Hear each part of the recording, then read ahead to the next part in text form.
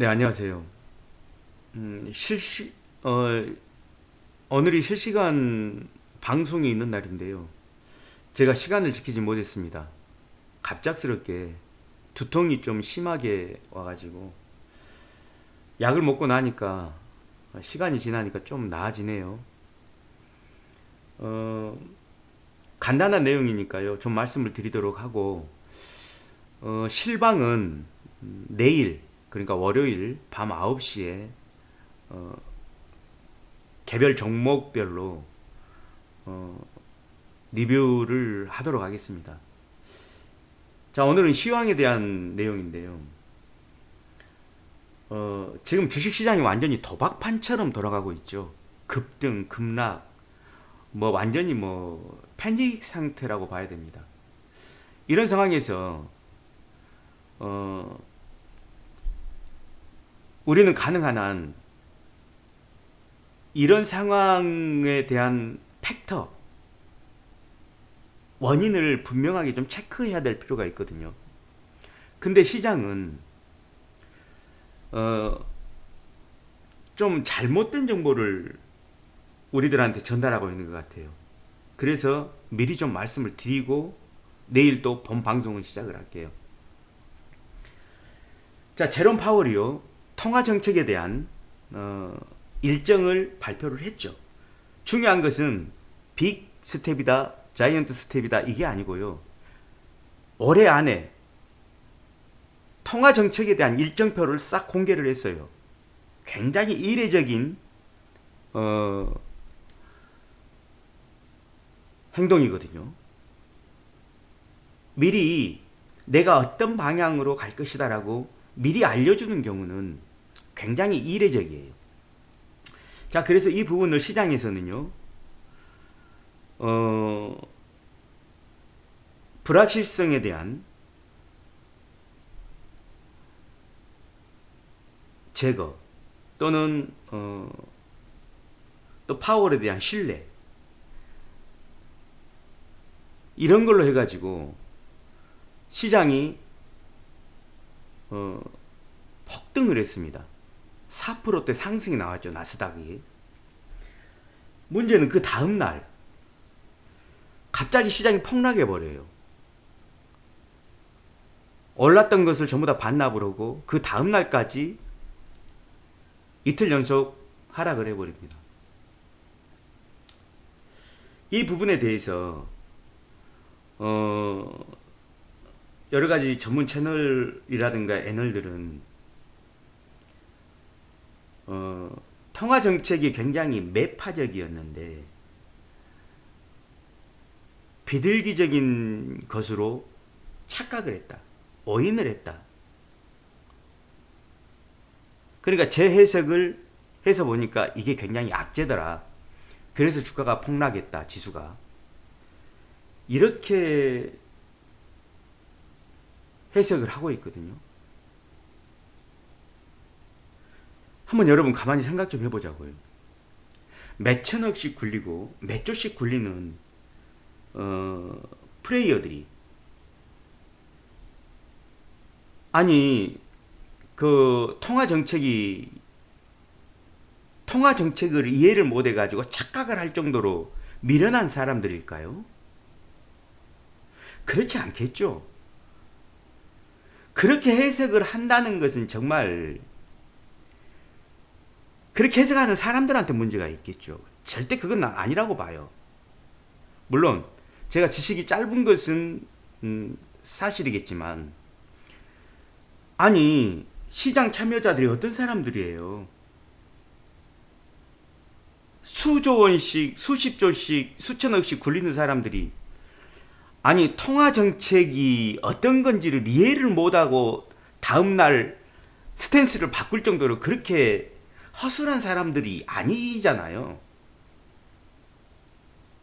그래서 제 생각에는 통화 정책이 발표되고 나서 분명히 그건 호재로 작동을 한 것이 맞고 그 다음날 급락을 한 것은 또 다른 이유가 발생을 한 거예요. 그렇게 봐야 맞지 않겠습니까?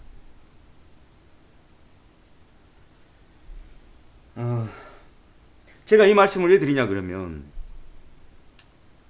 팩트를 정확히 알아야 우리가 시장에 대응을 할 거 아니에요. 그렇죠? 만약에 통화정책 자체가 악재다고 그러면 이건 문제가 좀 심각해질 수 있잖아요. 연말까지 지속적으로 하락한다는 의미가 될 수 있으니까요. 어떤 호재가 나와도 이 통화정책을 거스를 수가 없거든요. 단순히요. 우러 전쟁이라든가 중국 뭐 봉쇄라든가 이런 걸로 인한 뭐 원자재 상승, 뭐 공급망 훼손 이런 거하고는 차원이 달라요. 이렇게 되면 제가 드리려고 하는 얘기는 뭐냐 그러면요. 팩트를 정확히 체크를 해보자. 그래야지 우리가 대응이 가능하다. 이런 말씀을 드리려고 하는 거예요. 당장 내일 아침에 우리는 주식시장이 열리잖아요. 그럼 막연하게 너무 공포감을 느끼고 있으면 가만히 있어도 되는데 갖다가 팔아버리거든요. 그러니까 이 부분을 한번 우리가 더듬어서 정확히 알아보자고요. 같은 날이죠. 그러니까 급등한 그 다음 날 급락을 하죠. 급락을 하는 날 바로 직후에 어떤 뉴스가 나왔냐 그러면은요.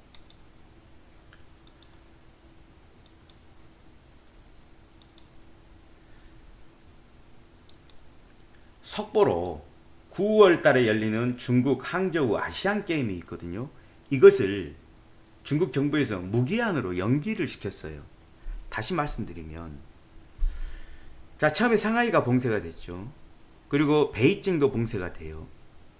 그리고 이것이 단기간에 끝날 줄 알았는데 이게 장기적으로 무제한으로 중국의 주요 도시들이 봉쇄가 될 수 있다는 신호가 나온 거예요. 그러니까 이게 악재로 작용을 했을 가능성이 많아요. 이 부분을 사람들이 보통 잘 말을 하지 않지만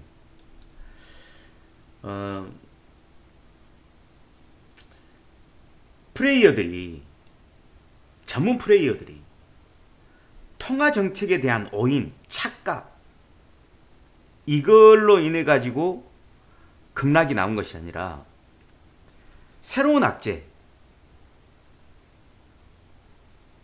중국 봉쇄, 중국의 큰 도시들의 이 봉쇄가 무기한으로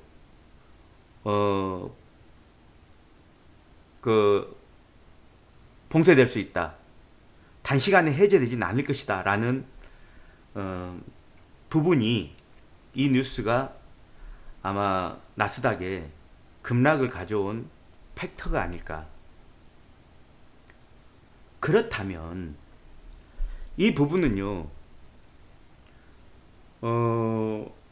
통화정책으로 인한 오인 이걸로 인해서라고 그러면은 우리 주식시장에 아주 큰 악재로 작용할 수 있지만 베이징, 상하이 봉쇄된 것이 새로운 사실이 아니잖아요.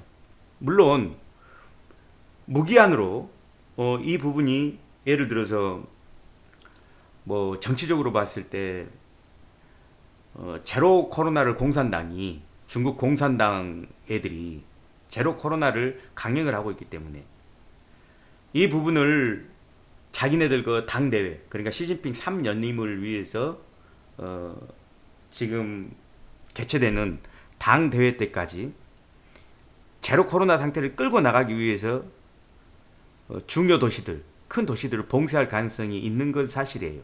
그렇지만 이 사실이 우리 시장에 통화정책보다 큰 영향을 줄 수 있는 사실은 아니에요. 물론 안 좋긴 해요. 결과적으로 보면 경기 침체, 경기 둔화, 스태그플레이션에 대한 우려, 원자재 가격 상승에 대한 우려 이런 것들은 있어요. 근데 이 사실이 새로운 사실은 아니라는 거죠. 그러면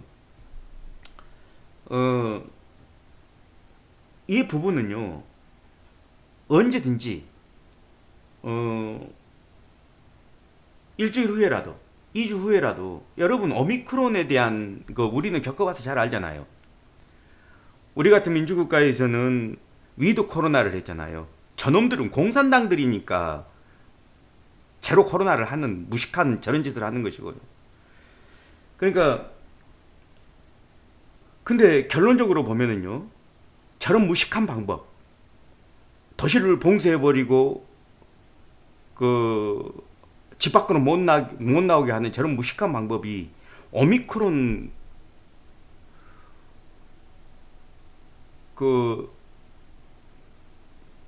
오미크론을 제어하는 데는요, 의외로 효과가 있을 수 있습니다.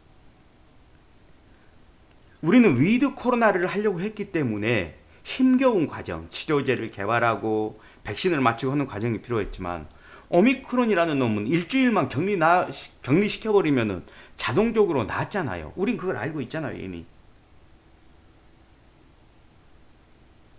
다만 민주국가니까 못했던 거죠, 그렇게는. 인권이란 게 있으니까. 근데 이놈들은 인권이 없잖아요. 무조건 집안에 가둬놔버려도 되잖아요, 나라 자체가. 그러니까 저게 맥힐 수 있다고요. 그러니까 지속 가능한 악재는 아니다. 지속될 악재는 아니다. 저는 이렇게 보는 거예요. 물론 아시안 게임을 연기할 정도면 중국 내 코로나 전염이 좀 심각하다는 건 알겠어요. 알겠지만 이 문제는 최소한 FOMC의 통화 정책에 대한 불확실성이 제거된 거에 비하면 저는 별거 아니라고 봐요. 이 문제는요.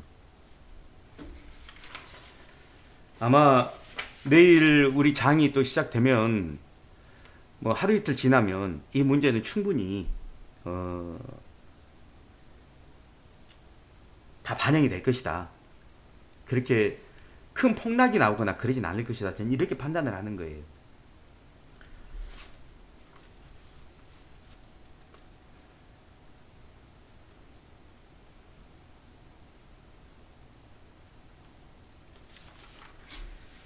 자, 이제 마무리 정리 한번 해볼게요. 제가 판단한 부분이 맞는다는 전제 하에서는요, 뭐, 급격하게 환율이 올라가거나, 그래갖고 우리 주식시장에서 자금이 빠져가지고, 미국의 뭐, 은행이라든가 채권시장으로 돈이 급속하게 빠져나가는, 그런 일은 별로 발생하지 않을 것이다. 또 환율 같은 경우도 지금 아시안게임 무기한 연기한 거, 또 장기적인 봉쇄 이런 것 때문에 영향은 당연히 받겠지만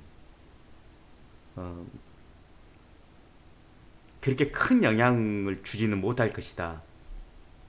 저는 이렇게 생각합니다.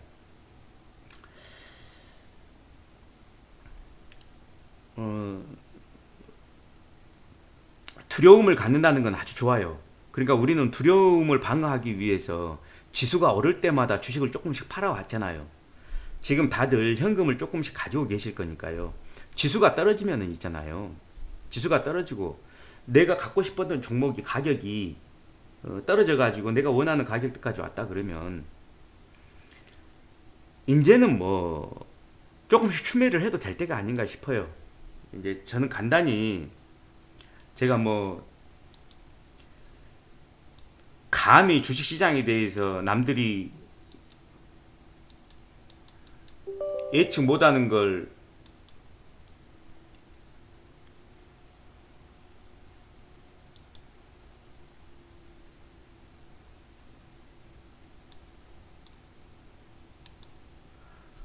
말씀드릴 수는 없는데요.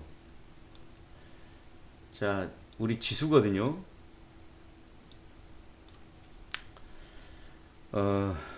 주봉으로 한번 봐볼게요. 월봉으로 한번 봐볼게요. 2018년도죠. 2018년도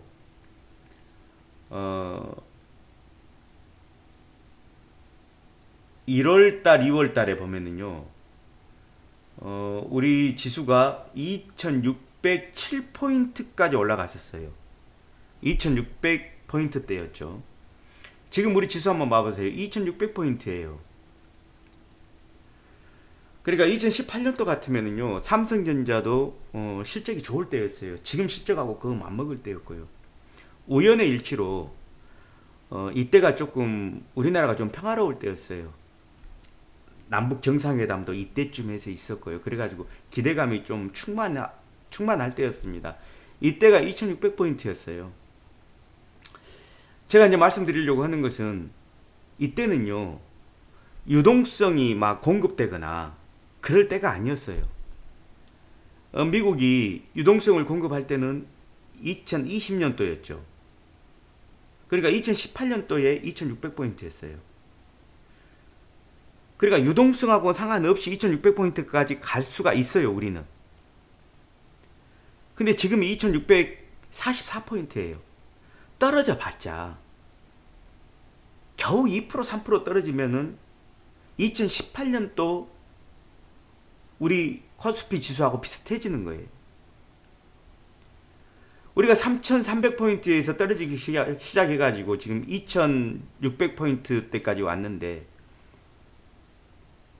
뭐 한 2% 3% 더 떨어진다고 우리가 겁먹을 필요 있나요? 그냥 종목이 테마만 확실하잖아요. 그러면 견딜 수 있어요. 개인들은 제가 두 가지 얘기했잖아요. 레버리지 쓰지 마라. 신용만 안 쓰면 개인 유리하다.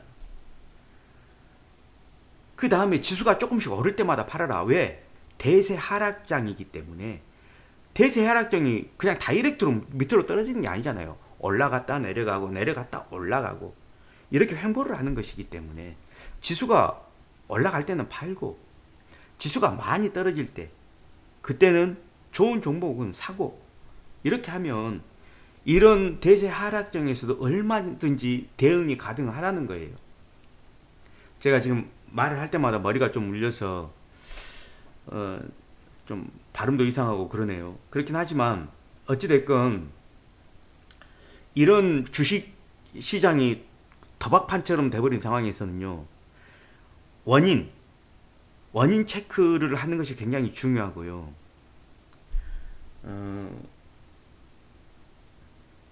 진짜 이거는 잘못된 거예요. 왜냐 그러면 나스닥 시장 참여자들 그 플레이어들이 보통 사람들이 아닌데 통화정책에 대한 발표를 오인을 해가지고 급등을 했다가 그거를 이제 정신 차리고 보니까 급락을 했다. 이렇게 판단하고 우리 저기 애널들 말하는 거 한번 봐보세요. 다 그렇게 얘기하고 있어요. 매파적이었는데 비둘기적으로 잘못 해석을 했다. 그래가지고 폭락을 한 것이다. 이렇게 해석을 하고 있어요. 아니 몇천억씩 굴리는 사람들이 그렇게 바보들이냐고요. 그거 아니라는 거예요. 자, 내일부터 또 장이 시작하니까요. 내일 보고 모레 보자고요. 그리고 내일 밤에는 제가 또 개별 종목 리뷰를 할 거니까요. 한 가지 급락은 없을 거예요. 이건 확실해요. 그 대신 테마가 확실한 종목들은 가져가는 거고 테마가 불확실한 종목들은 억울하지만 경우에 따라서 손절할 수도 있어요. 자, 그런 부분에 대해서 내일 밤 9시에 또 제가 팩트 체크도 하고 리뷰를 좀 종목별 개별 종목에 대해서 리뷰를 좀 하도록 하겠습니다. 자, 여기까지 하겠습니다. 내일 힘들 내시고요. 신용만 안 쓰신 분이라고 그러면은 너무 절망하지 마세요. 주식시장에는 항상 기회가 있습니다. 어디가 밑바닥인지 아무도 몰라요. 이번 주에 지수가 확 올라갈 수도 있어요. 자, 여기까지 하겠습니다.